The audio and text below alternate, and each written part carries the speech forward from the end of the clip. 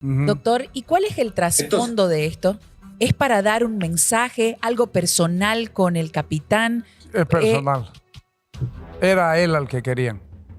¿Pero esto es para dar un mensaje? ¿Cuál sería por la característica, por el hecho? Por el hecho, yo sospecho de que, y manejo la hipótesis de que es un acto de índole muy personal cuando el capitán desarrolla ciertas actividades dentro de una estructura delictiva. Pero hay un asunto: si el capitán está involucrado dentro de la organización, es absolutamente personal y ahí termina. Pero si el capitán funcionaba con esa estructura más paralela con otra estructura criminal, a manera de informante o a manera de traición lo hizo, es probable que ese hecho contra el capitán le den un mensaje a los que están a su alrededor o a aquellos que están más cercanos a él. Claro, porque quiere decir... No, sí. No sé si se recuerda, él estuvo involucrado en el caso de la siembra de droga en la calle del Comité Pro Santa Cruz, que además, 2022, que además lo vimos todos cuando vino, porque las grabaciones están, cuando vienen y le siembran la cocaína al ciudadano colombiano, que yo no tengo nada que ver, y fue y lo denunció el hecho, ¿no? Correcto, y mire usted el antecedente. Sí, lo tuvieron un mes detenido y luego se quedó en nada. ¿Por qué? Exactamente, Carlos. Quedó en nada porque mire ese antecedente. Este capitán tenía contactos altos en el poder. Y fíjense que seguía teniendo, porque al final de cuentas, a la fecha, él es un hombre allegado al viceministro de gobierno, Johnny Aguilera. Entonces, ahí vienen otras preguntas. Pero siguiendo con el caso, a ver, en particular, ese vehículo que ustedes ven saliendo, que manejaba el capitán, es un auto robado, que fue denunciado anteriormente. En Chile, ¿no? Y en Chile, lo robó en Chile y eran normalmente intercambiados por droga. Y tenía denuncias, ahora, ¿no? Sí. Claro, lo raro es que sea un vehículo robado en Chile, incautado por la policía boliviana y termine yo tengo por la aduana una boliviana pregunta. y termine en manos de un policía. Claro, eso digo. Y también, por ejemplo, ¿cómo llega a ser capitán pese a tener estas denuncias, por ejemplo? Eso es una duda que tenemos, ¿no? Primero fue capitán y después tuvo la influencia. Carla, ahí viene lo siguiente, de que cuando los policías cometen un delito, son dados de baja de acuerdo a su reglamento, que eso está malísimo, hay que reformar esos reglamentos, de que de acuerdo al delito que hubieran cometido, tienen derecho a reincorporación. Después de 1 año, 2 años, son suspendidos. Imagínense suspendido, un hombre que comete un delito, pero después de esa suspensión de 1 año hasta de 2, pueden volverse a reincorporar. Pero es más esto, cuando cometen un delito sobornando a los que investigan de la Dirección de Investigaciones Policiales Internas, nuevamente son reincorporados. Entonces, gente que comete delitos son reincorporados ilegalmente. Pero hay un fenómeno que hace daño a la policía. Confunden el término falso de compañerismo con encubrimiento. Todos son compañeros, no tenemos que protegernos, ayudar, no podemos denunciar. Exactamente. Y mire usted, sabemos que cometen errores, delitos, etcétera, pero nunca denunciamos.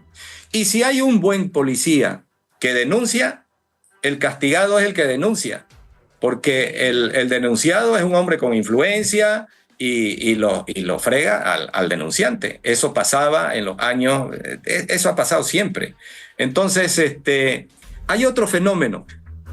Los mandos policiales son los responsables de lo que está ocurriendo con sus subalternos. ¿Por qué? Porque ellos, a sabiendas que el reglamento dice que tienen que estar 2 años en un destino, deben rotar para evitar precisamente actos de corrupción, los dejan 3, 4 y 5. ¿Recuerdan el caso de Aerocrono? Había un coronel que no salía de la FLCC. Sí, señor. Y resulta que aparece con reloj Rolex y dice que se ahorró con su sueldito desde subteniente. Imagínese eso. Entonces, ¿quién le va a creer? Bueno, al margen de todo eso, la Policía Nacional está cometiendo errores y deben de enmendarlos si de verdad quieren darle buena imagen a su policía. Pero y a la policía de los ciudadanos. Yo no sé, yo no desligaría el hecho de la masacre en San Ignacio de Velasco con con esto. Yo no lo desligaría. 5 muertos allá y al día siguiente un oficial, no sé. ¿Todo está ligado? Yo no lo desligaría. O sea, no tengo base todavía, pero no lo desligaría. ¿No son hechos aislados, doctor? Para mí no. Exacto. Natalie, aquí hay algo importante que dice Carlos. A ver, yo tengo 2 hipótesis. La primera, que viene para mí con más prioridad, es que la misma organización criminal que dio de baja a las 5 personas en San Ignacio han dado de baja al día siguiente al capitán. Es la primera hipótesis. No hay casualidades. Y no es casualidad. ¿Por qué? Porque esa ejecución ha sido previo a una tortura y luego matarlos. Allá en San Ignacio. Y luego de eso inmediatamente viene la muerte del capitán. Entonces, una sola organización criminal o cártel de la droga ha ejecutado en esos 2 escenarios. Y la otra hipótesis, todo lo contrario, de que organizaciones criminales diferentes, distintas, hubieran ejecutado al capitán y hubieran ejecutado en San Ignacio. Entonces, eso también es gravísimo porque no podemos negar que hay 2, 3 o más cárteles, organizaciones grandes criminales que están operando en Bolivia. Acuérdense que Carlos Romero dijo, no son cárteles, son emisarios. Más grave todavía, porque cuando le mandan a unos emisarios, le están mandando sicarios y le están mandando de todo. Pues. Más grave. Pero lógico, claro, si él tenía policías infiltrados en los cárceles, en los cárteles para trabajar con él, entonces era imposible que admita. Entonces tenía que negar. Además, a los malos les ponía medallas. Entonces, ¿qué se puede pensar lo que pueda decir Carlos Romero? De acuerdo con usted. Hay mucha gente, por ejemplo, que estuvo comentando y que nos escribe, aprovechando que está usted con nosotros, y relacionan el hecho, ¿no?, de que esto haya sido en el día, que realmente es un mensaje muy claro, ¿no es cierto? Que esto se haya hecho durante el día en su casa, que era lo que hablábamos al principio, ¿no? ¿Esto hay alguna diferencia, digamos, con los ajustes de cuentas que pasan cada tanto, que han ido pasando con los ajustes de cuentas en las zonas fronterizas, por ejemplo? Carla, aquí hay un asunto importante que analizar. A ver, esos sicarios han ido a plena luz del día, en un horario y en un lugar donde se transita, donde hay colegios, hay estudiantes, etc. No les importaba si tenían reacción oportuna a la policía, sabiendo que era un elemento importante de la policía. Entonces ellos sabían que probablemente no iban a recibir respuesta. De manera que actuaron de manera abierta, impune, agarraron, matan y se van. Entonces, evidentemente, al margen de que podían tener escolta con otro vehículo, otros sicarios al interior, porque habían, entonces ellos probablemente sabían de que no iban a reaccionar las fuerzas del orden oportunamente contra ellos. Y claro, eso significa que probablemente tengan vínculos en niveles más altos.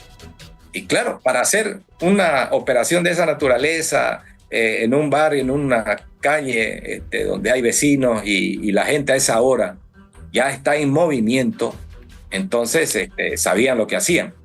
Si hay vínculos a niveles importantes, esto no se va a saber mucho más allá. Va a quedar por ahí con el capitán y bueno, se metió en cosas que son intuitas personas y es su problema, entonces ahí queda, probablemente. Y nos van a traer historias y historietas como las que había en el Chapare. ¿Recuerdan ustedes cuando hubo un secuestro en el Chapare y resulta que el secuestrador se lo llevó al Perú al secuestrado y a los días apareció en el Beni escapando de los secuestradores? Entonces arman historia para que uno no hable del tema. Entonces, doctor, son situaciones ahorita que tocó hay que esperar cómo reaccionan. Ahorita que tocó el tema del Chapare, el diputado de Creemos, Ervin Bazán, vincula esto de sucedido de del capitán con los operativos de narcotráfico en el Chapare, y él habla acerca de que existe disputa de territorios en el Chapare. ¿Podría tener relación eso? Ahí hay un error. Es un solo territorio el que está disputando. Ya. Y está disputando su control. Y la prueba más clara va a recordar el coronel Valle Sacta. Entran a Valle Sacta, entra el coronel Terán, entra a Valle Sacta. El viceministro de narcotráfico dice: exfiltren, salgan del lugar. Los obligan a salir del lugar. Al día siguiente entra, ya no Terán, pero entra otro y destruye un laboratorio en Valle Sacta. Y Terán sale y dice: no es el laboratorio que yo entré ayer, es otro. Lo que significa que estaban disputando quién protegía a cuál. Y el de Arce protegió al de Arce y quemaron el de Evo. Clarito. Exacto. Correcto. Y entonces, ¿a qué arribamos con esta aclaración que hace Carlos y pregunta el ciudadano? De que el lugar más apropiado para prepararse, entrenarse, equiparse y planificar cualquier cosa es el Chapare, donde no entra el Estado. Claro. Y es ahí donde vuelven otra vez a protegerse. Entonces, obviamente, esos pueden estar ahí en el Chapare, con toda seguridad. Y el problema acá es de que hay cuotas de poder. Desde las cárteles y las organizaciones criminales hasta los niveles más altos en el que tienen intereses. Fíjese, a ver, de quién es el viceministro de Defensa Social y Control de Sustancias Controladas, es decir, el que sale del Chapare de las 6 federaciones. Exactamente. Ahí está. Entonces, esto es una disputa entre ellos y están involucrados subalternos en el que uno hacen para un lado, el otro para el otro, y al final de cuentas siguen las ejecuciones. Entonces, aquí sí hay vínculos a niveles importantes del nivel político. Ya esto es un narcoestado. ¿Por qué? Porque el Estado está gobernado por gente involucrada en narcotráfico. No necesitamos una guerra entre ellos, pero basta con las acciones y las actividades ilegales que hacen.